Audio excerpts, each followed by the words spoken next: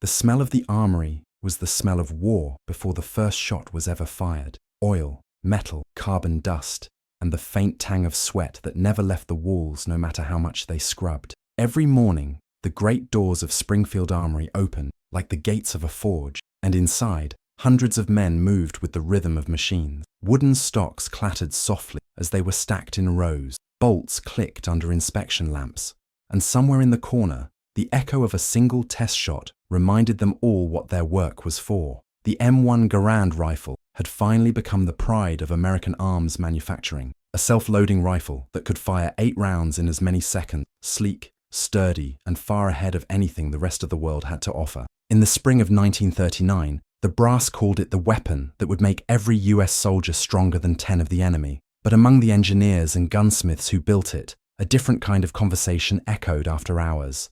They knew what the generals didn't. Perfection on paper was not perfection in the field. Soldiers testing the Garand in live exercises complained that the weapon's reload was too slow.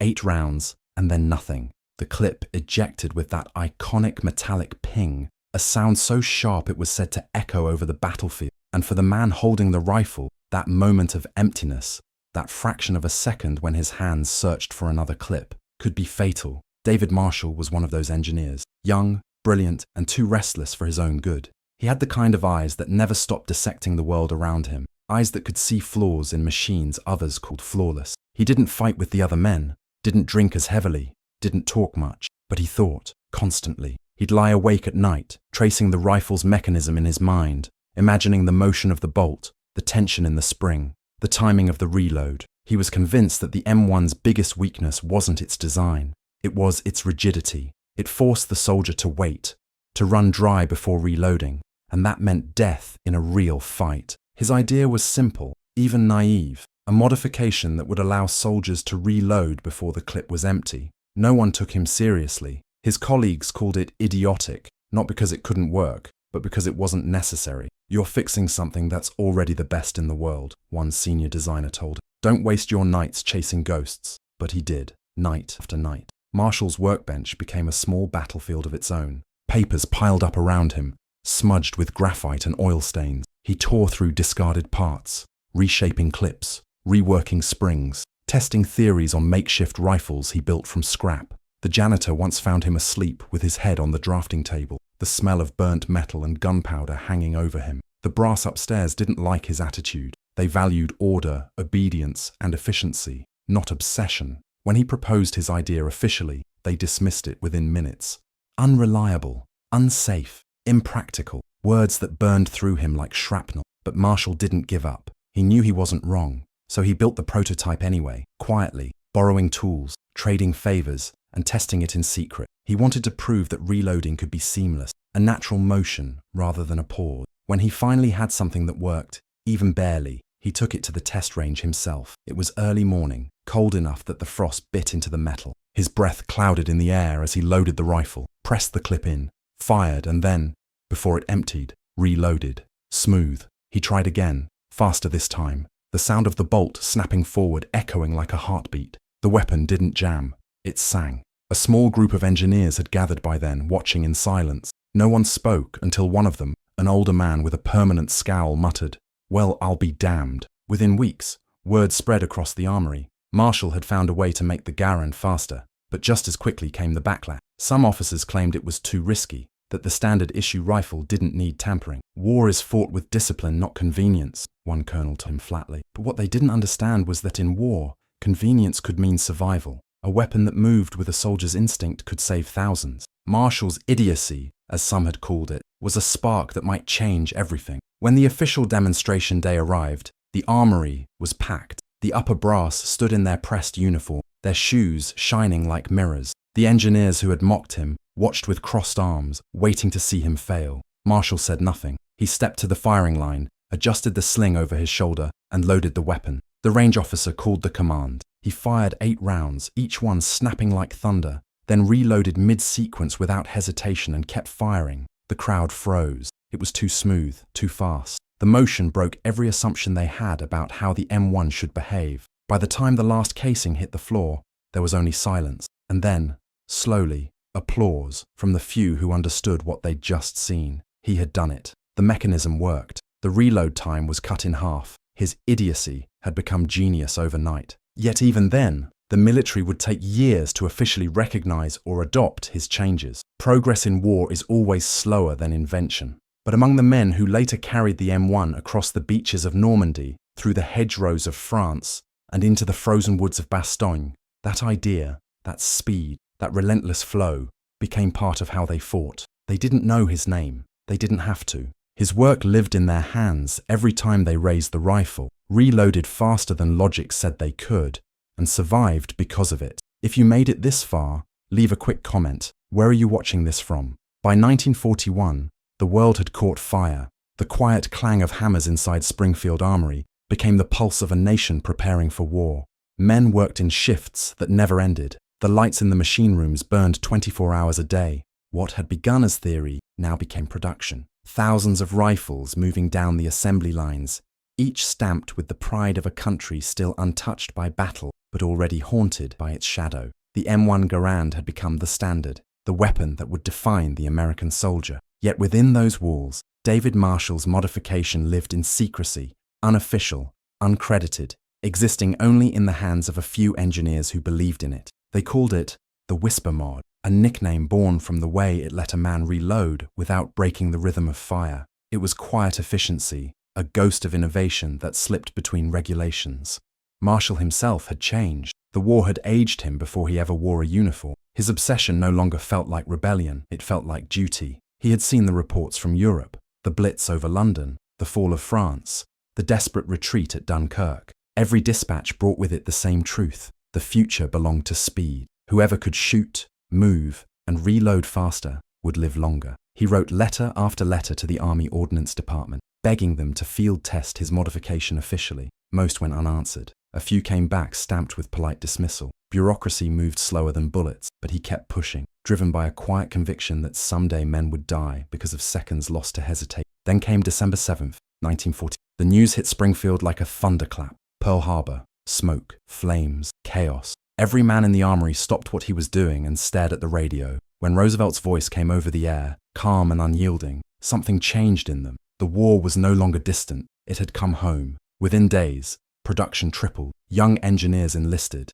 Old machinists worked until their hands bled. And among them, Marshall found himself transferred to a testing battalion, preparing weapons for field trials in California. It was there, under the open sun and dust of the desert range, that his idea would finally face judgment beyond the walls of Springfield. The testing grounds stretched for miles, endless sand, wooden targets, and the dry rattle of wind through spent shells. The soldiers who came to test the rifles were hard men, veterans from the Philippines and the Panama Canal Zone, used to the old Springfield bolt actions. They didn't trust new weapons easily. "Give me a rifle I can fix with a rock," one of them said, grinning through a cigarette. Marshall said nothing. He laid out his modified Garand on the table, explaining the change in measured tones. The men listened, skeptical, until the first demonstration. The sound that followed was a revelation, sharp, seamless, alive. The rifle spoke in bursts, without the hesitation they expected. "Hell," one soldier muttered. "That thing don't breathe. It runs."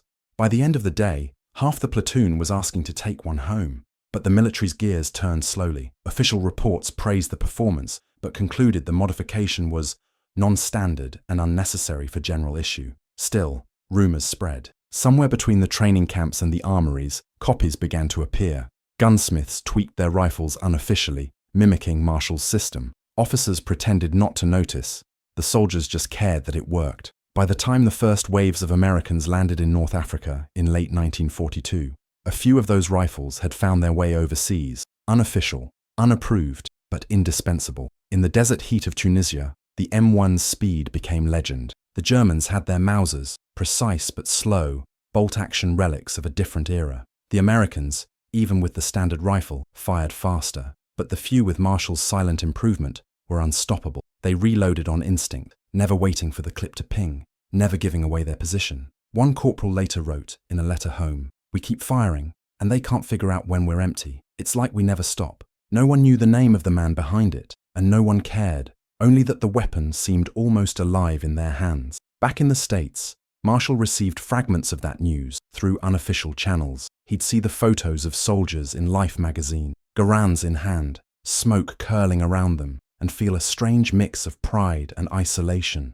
His creation was out there, in the hands of men he'd never meet, saving lives he'd never know. Yet there was no recognition, no mention in any official record. The army moved on, claiming victory as collective effort. The engineers stayed ghosts behind their work. But deep down, he knew that was enough. The rifle had become what he'd dreamed, not just a machine, but a heartbeat of the infantry. In those early war years, while the world tore itself apart, Marshall's invention lived quietly in the dust and gunfire, proving that even the smallest defiance could alter the rhythm of history. The war wasn't won yet, not by a long shot, but the rifle, his rifle, was already doing what he'd built it to do: keep men alive a few seconds longer than fate intended. If you believe those seconds could change everything, make sure you're subscribed, because the next part of this story will show exactly how that idiotic idea found its way into the blood and mud of the real war. The sky over Sicily was grey when the first landing craft hit the beach.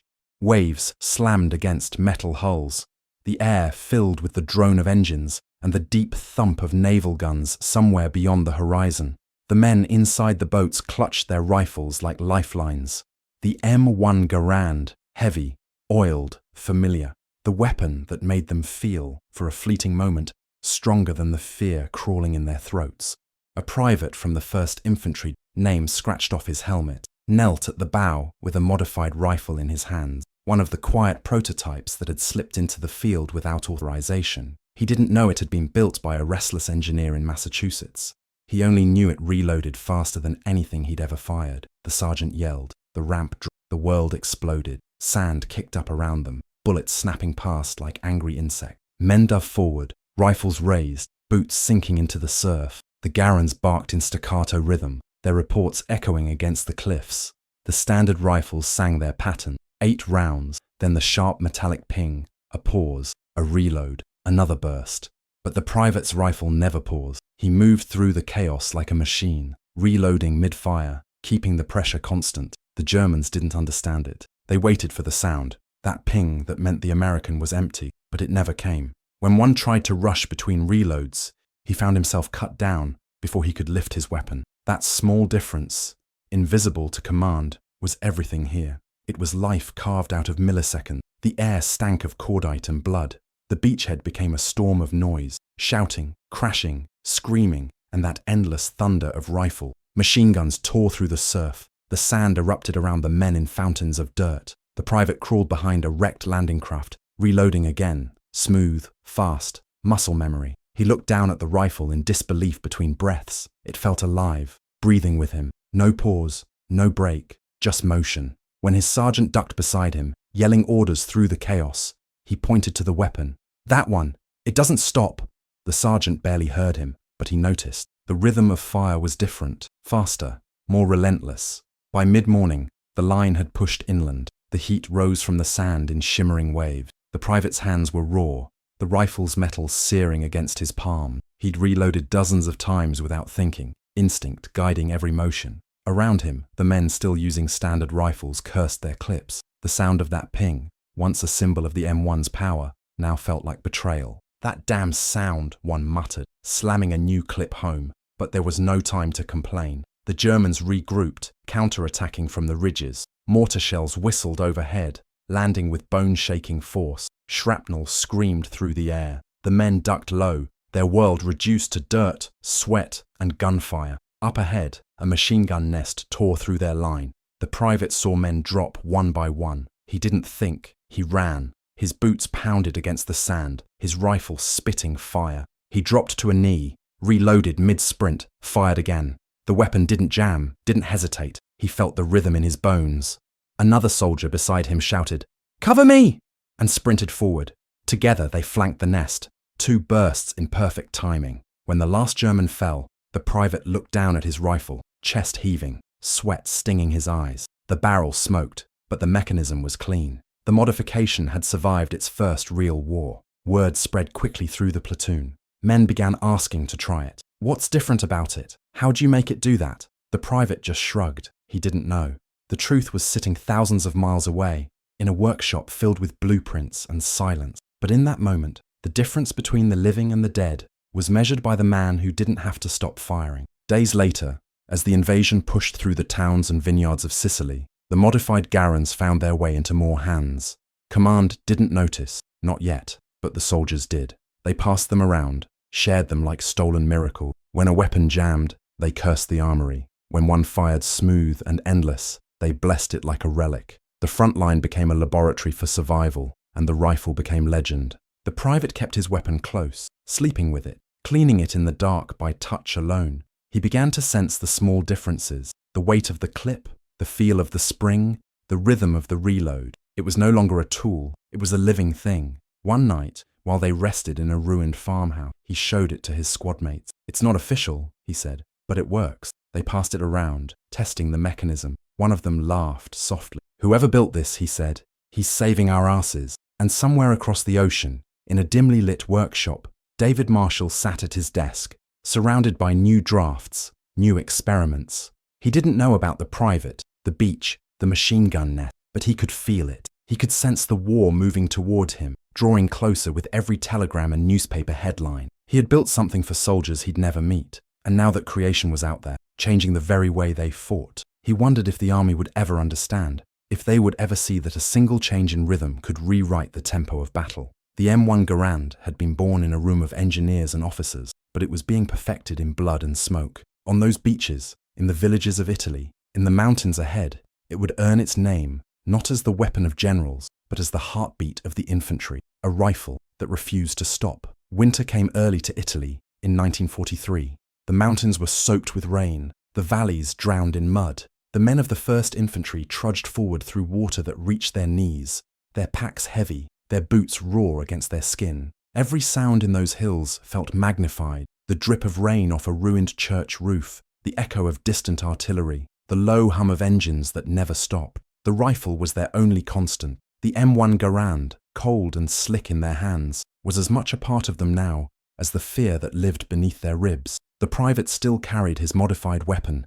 its metal darkened by months of grime and blood. It had become an extension of his body, his breath, his heartbeat. He didn't think about it anymore. It simply existed, firing when it needed to, reloading when his fingers commanded, as though the two of them had made a silent pact, survival through motion. The platoon's orders were simple on paper: take the ridge above San Pietro, hold it, wait for armor support. But nothing was simple in those hills. The Germans held the high ground, their mortars perfectly ranged, their machine guns cutting through the valleys like lightning. The men crawled forward under rain and fire, rifles cradled to their chests. Mud clung to everything: boots, faces, even the rifles themselves. The standard M1s jammed when the clips filled with grit. The modified one did not. The private wiped it once on his sleeve, chambered around, and fired uphill into the fog. Around him, men shouted, fell, rose again. He couldn't see more than 20 feet, but he kept moving, kept firing, the rifle's rhythm steady against the chaos. When the counterfire came, it hit like a hammer. The platoon dove into a stone trench, water sloshing around their legs. The private ducked low, reloading by touch, hearing the others curse as they struggled with their standard clips. "Keep firing!" the sergeant bellowed, voice hoarse. The modified rifle never faltered. Its rhythm filled the trench like a heartbeat, the steady crack of defiance amid the cacophony. For hours they held the line, surrounded by fog, mud, and death. When the shooting finally stopped, the ridge was theirs, barely. The private sat in the cold silence, hands trembling, staring at the weapon resting across his knees. Its barrel smoked faintly. Around him, the ground was littered with brass, torn packs, the stillness of men who wouldn't see the next dawn. He wiped the rifle clean, his breath ragged. The idea that had once been just a machine now felt like something more, something alive, something terrible. Thousands of miles away, in Springfield, David Marshall sat at his workbench, reading a telegram that had arrived that morning. The army wanted him in Washington for a design review. His modification had drawn interest. He read the words twice, unable to tell if he should feel vindicated or afraid. He thought of the men he'd seen in photographs.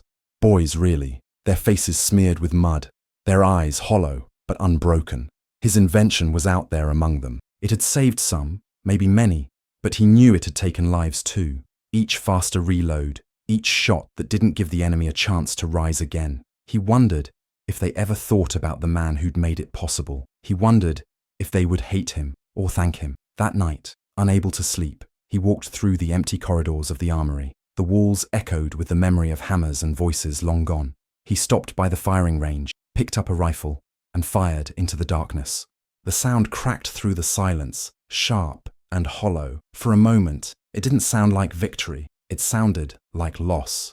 By early 1944, the modification had begun to spread through the ranks unofficially. Word of mouth, field tinkering, quiet endorsements by officers who saw what it could do. The army still didn't officially recognize it, but they didn't stop it either. Commanders were pragmatic. If it worked, it stayed. As the Allies pushed north, through Cassino, through the endless rain and stone, the rifle's rhythm followed them. It became part of the sound of the front.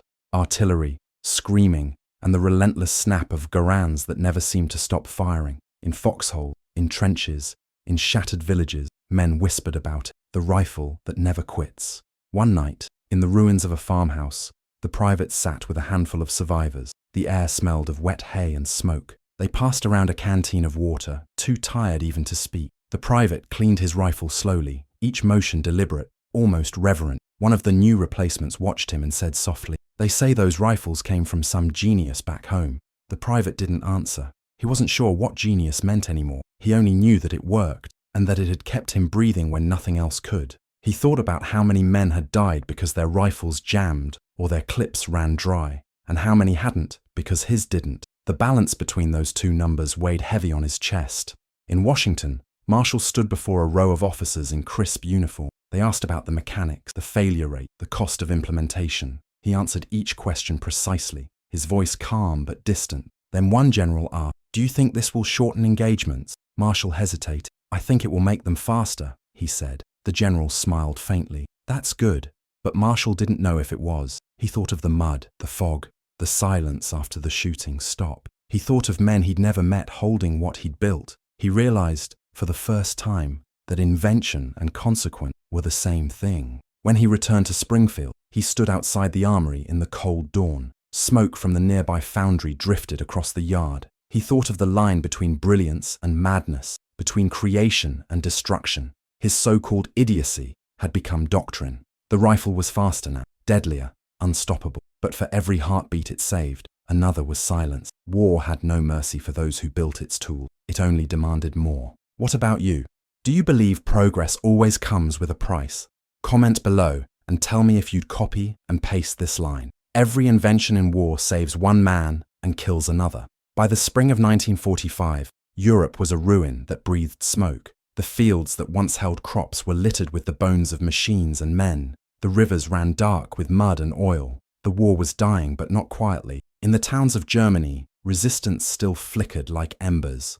Small, desperate, but dangerous. The men of the 1st Infantry Division moved through the wreckage like ghosts, exhausted beyond fear, half-starved, eyes hollow from years of noise. The private, now promoted by attrition and survival, walked with a limp and a rifle that had never left his side. Its wood was scarred, its metal blackened by time and fire, but it still worked, smoother than ever. It had become more than a weapon. It was his memory carved in steel. Every dent, every scratch, every spot where the varnish had worn away carried a story. It had saved him in Sicily, in the Italian hills, in the frozen hell of the Ardennes. And now, in these last bitter miles toward victory, it was all he trusted. The fighting was different now, less about ground and more about endurance. Pockets of resistance, snipers in ruined buildings, mines buried in mud. Death came quietly, sudden and close. The private led a small squad through a bombed-out village near Kassel, the air thick with dust and the distant smell of decay. He moved like an old man in a young man's body,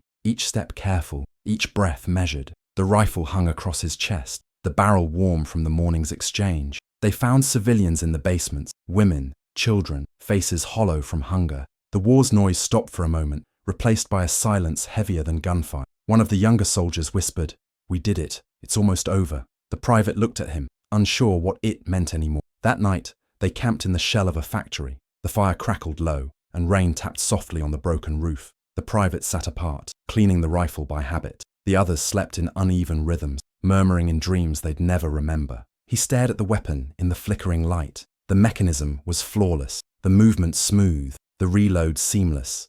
The same motion that had kept him alive through years of killing. For the first time, he hated it, not for what it did, but for what it meant. He thought of all the men who had fallen, enemies and friends alike, and how many of those deaths had come faster because someone, somewhere, had refused to stop firing. He wondered who had built it, who had decided that a few seconds could be the difference between living and dying. He didn't know the name Marshall, but he felt the ghost of that man's mind in every piece of steel before him. Meanwhile, back in the United States, David Marshall stood on the factory floor of Springfield Armory, watching the last shipments roll out. The war was nearly over, and production would soon stop. The same machines that had once screamed with life now groaned in exhaustion. He walked past rows of empty benches, the ghosts of his younger self echoing in the sound of distant hammers. In his hand, he held a letter from the Ordnance Department, brief, formal, unsigned. It thanked him for his technical contributions to the ongoing success of the M1 rifle program. No mention of the modification, no recognition, just another cog in the machine. He folded it quietly and slipped it into his pocket. He didn't need the credit anymore. He only wanted to forget. But forgetting was impossible. He could close his eyes and still see the blueprints, the endless nights, the faces of soldiers he'd only ever imagined. He thought of the beach at Sicily, the fog of Italy, the forests of France, places he'd never been, but could see as clearly as if he'd walked them himself. His invention had travelled farther than he ever would. It had fired in hands trembling with fear, in anger, in desperation. It had spoken in the language of war, clean and efficient, and now, as peace approached, it felt heavier than any weapon he'd ever lifted. On May 8, 1945, when the radio announced Germany's surrender, Marshall sat alone in his office. Outside, the town erupted in celebration, horns, shouting, laughter spilling through the streets. He didn't join them. He opened the window and listened quietly to the echoes of joy. For the first time in years, the world was silent beneath the noise. He looked down at his hands, the same hands that had shaped metal, drawn blueprints, signed forms that would ripple through history, and wondered what they had truly built. The victory felt real, but distant. Somewhere out there, in a place he would never see, lay a rifle scarred by war, and a soldier still breathing because of it. Maybe that was enough. Weeks later, in the ruins of Germany, the private walked into a church half destroyed by shellfire.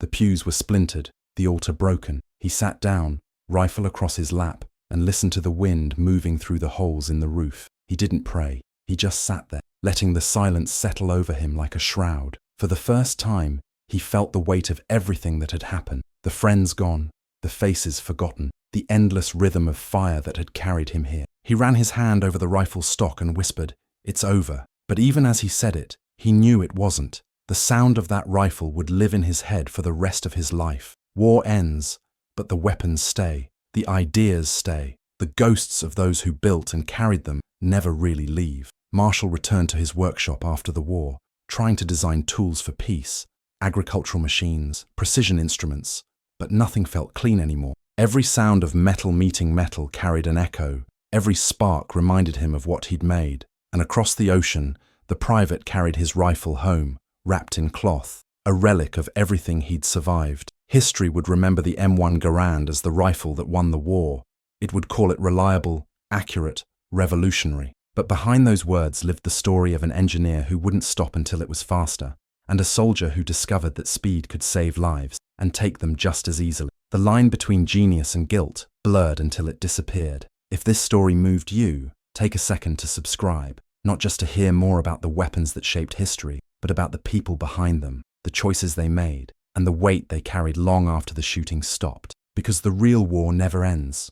It just changes shape. The war ended, but it didn't stop. It just changed its shape, turned inward, became something quieter and harder to name. For millions of men returning home, silence became the new battlefield. Streets were clean again, stores reopened, flags waved, but inside the minds of those who'd survived, the noise went on. The private stepped off the train in late summer 1945. His uniform faded, his body leaner than when he'd left. The crowd at the station cheered the returning soldiers, mothers crying, children waving, brass bands blaring in triumph. He smiled for them, but it felt hollow. The faces around him looked too bright, too untouched. He carried the war in his bones, in the way he walked, in the way his eyes flinched at sudden noises. The rifle came home with him, wrapped in an army blanket, packed at the bottom of his trunk. He told himself it was just a souvenir, a piece of history. But when he lay awake at night, staring at the ceiling, he could hear it again. The echo of fire, the rhythm of reloading. the heartbeat of the machine that had kept him alive. He tried to live quietly, found work at a lumberyard, hands still steady from the war. He married a nurse he met during the victory parade. They moved to a small house outside town, planted a garden, tried to pretend the world was fixed again. But every morning, before the sun came, he would sit on the porch and light a cigarette, watching the fog roll over the field. Sometimes he'd imagine the smoke wasn't from his match, but from the barrel of his rifle cooling in the cold. The sound of the bolt snapping back haunted him. It wasn't fear, it was memory, carved too deep to erase. His wife would catch him staring at nothing and ask if he was all right. He'd smile, say yes, change the subject. He never told her that every sudden noise still made his muscles tighten, that sometimes he dreamed he was still in the mud, hearing that endless perfect rhythm that had saved him and damned him all at once. On the other side of the country, David Marshall lived a quieter kind of exile. The war had made him valuable. Engineers like him were in demand everywhere, but he didn't want to build weapons anymore. He turned down contracts, left the armory, and took a teaching position at a small college in Pennsylvania. His lectures were dry, methodical, about metallurgy and tolerances and the philosophy of design. His students admired him, though they didn't really understand him. He seemed older than his years, always tired, always distant. When they asked about his work during the war, he brushed it aside. Just standard development, he'd say. But in the quiet hours of his office, when the campus emptied out and the world outside the window turned grey, he would open his drawer and take out an old blueprint, the one that had started it all. The lines were faded now, smudged from the oils of his hands, but the idea was still there, sharp as ever. He traced it with his finger and wondered how something so small could have carried so much weight. He tried to move forward, designed a new kind of plough for the Department of Agriculture, tools for rebuilding Europe, even small devices for medical use. But the shadow of the rifle followed him into everything he touched. The precision, the balance, the relentless pursuit of efficiency. It was always there. He began to realize that the war had not simply used his mind, it had shaped it. Every creation now carried the echo of destruction, no matter how peaceful its purpose. Some nights he sat alone in his workshop, staring at his hands, remembering the spark of excitement he'd once felt at discovery. It was gone now. What remained was a quiet kind of guilt that didn't demand confession, only endurance. In 1947, a letter came from a veterans association, asking him to attend a small ceremony honoring the engineers who had contributed significantly to the success of the Allied war effort. He didn't go. He couldn't. Instead, he mailed back a simple note of thanks and stayed home, sitting by the window while the rain came down in slow, steady sheets. Somewhere out there, he knew, men were living with the things he'd made, the same way he was living with the knowledge that he'd made them. The private's life moved on in fragments. He had 2 children, both born strong and healthy. He built them a tree house with his own hands, taught them to fish, to respect the quiet. But as the years passed, he grew more distant from the world around him. The war became something others read about, not something they felt. Movies began to tell stories of glory and triumph, of heroes and flags. He didn't see himself in any of it. The real war, he thought, was quieter. It lived in the spaces between words, in the faces of men who never spoke about it. Every once in a while, he'd take the rifle out from its hiding place, unwrap it, hold it, clean it like a ritual. The metal still gleamed. It still worked. It always would. Sometimes he'd bring it to his shoulder, feel the balance, the weight, the smoothness of the reload, and for a heartbeat, he'd be back there, in the fog, in the mud, in the rhythm that refused to die. Then he'd put it away again, ashamed of how much he missed it. In time, his children grew, the world changed, and history moved on. The M1 Garand became a relic, replaced by newer weapons, sleeker and deadlier. But among the veterans who'd carried it, the rifle remained something sacred, not for what it did, but for what it represented. It was the sound of home, of survival, of everything they'd lost. And among those rifles, a few rare ones carried a difference so subtle only their owners knew. The whisper of a mechanism that never waited, never hesitated, never let them fall silent. Marshall lived long enough to see his design mentioned, quietly, in a technical archive decades later. No name, no credit, just a footnote. Unofficial field modification, mid-1940s. Reduced reload time by approximately 50%. That was all. But when he read it, his hands trembled. He closed the book, sat back, and exhaled for what felt like the first time in years. Maybe that was enough. Not recognition, not forgiveness, but understanding. The world had moved on, but the story lived, somewhere between invention and memory. The private, grey-haired now, sat once more on his porch one autumn morning. His hands were old but steady, his eyes faded but still alert. The rifle lay across his knees, the metal cold, the wood worn smooth by time. He looked at it and smiled faintly, not with pride, not with regret, but with the calm of a man who had finally made peace with what he carried. He whispered to it softly, as if to an old friend. We made it. The wind moved through the trees, rustling the leaves like the soft applause of ghosts. If you're still here, take a moment and subscribe, not just for the stories of war, but for what comes after. The silence, the memory, the way people keep living, even when the echo of gunfire never really fades. Because history isn't just battles, it's what happens to those who survive them. Decades passed like wind over old fields. The war turned into pages in books, black and white footage on television, medals in dusty drawers. The world grew louder, faster, brighter, but the men who had carried the silence of 1945 moved through it like shadows. David Marshall was an old man now, his hands thin and veined, his eyes dim but still sharp behind round spectacles. He lived alone in a small house surrounded by the smell of machine oil and pine, a smell that never left him. The workshop was still there, smaller, quieter, but alive with memory. The benches were lined with tools that hadn't been touched in years, the floor stained with old grease.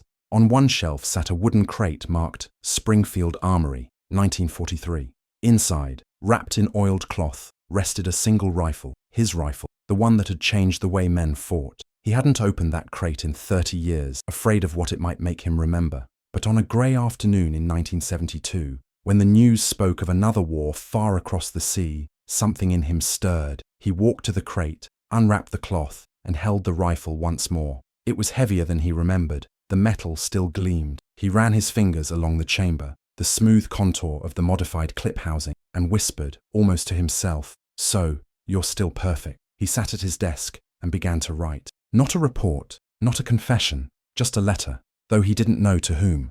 The words came slowly, unevenly, like the first breaths after drowning. He wrote about the nights at Springfield, the laughter that turned to doubt, the day the weapon first fired flawlessly, the telegrams that followed, the empty feeling of success. He wrote about the men he never met, the ones who'd carried his idea through fire and mud, and how every invention, no matter how noble, carried a shadow. He ended the letter with a line that came from somewhere deep inside him. A weapon is never finished until it stops echoing in the heart of the man who made it. Then he folded it, placed it in the crate beside the rifle, and sealed the lid. That same year, thousands of miles away, the private, now a grandfather, with silver hair and hands marked by labor, stood in his shed behind the house. The morning light filtered through dust, turning the air golden. On the workbench lay the same rifle he had carried across half the world. His grandson, a boy of 15, watched in fascination as he disassembled it piece by piece. "Did you really use this in the war?" the boy asked. The old man nodded. "Everywhere." The boy reached for the mechanism, curious. "It looks different than the ones in the museum." The grandfather smiled faintly. "It is." He didn't explain. Some truths didn't need words. He cleaned the parts carefully, showing the boy how every spring, every groove, every motion mattered. The boy asked if he'd ever been afraid. The old man paused, then said softly, "All the time.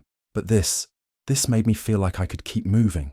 When the lesson was done, he reassembled the rifle and placed it back in its case. "You keep learning," he said. "Tools change the world, but it's people who decide what that means." Years later, after both men were gone, their paths finally crossed in a way neither could have imagined. The crate from Springfield surfaced at an estate auction, its contents intact: the rifle, the blueprints, the letter. The buyer, a collector of military history, opened it and found the note sealed within. He read the words out loud, the ink faded but legible. The message struck him enough to donate everything to a museum, where it would sit under glass. M1 Garand, field modification, circa 1940-45. Beneath it, a small plaque quoted the final line of Marshall's letter: "A weapon is never finished until it stops echoing in the heart of the man who made it." Visitors came and went. Children pressed their faces to the glass. Veterans stood silently, lost in thought. Among them, one day, stood the grandson of the soldier,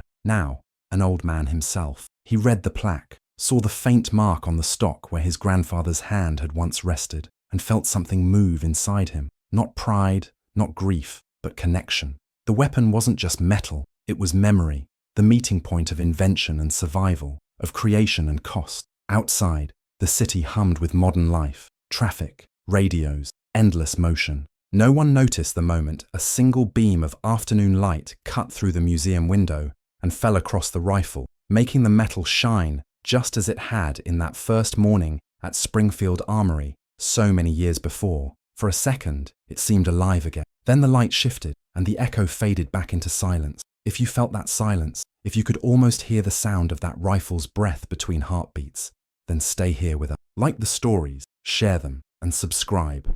Because every weapon, every invention, every man behind them carries a story that still needs to be heard. And some echoes are too important to let die.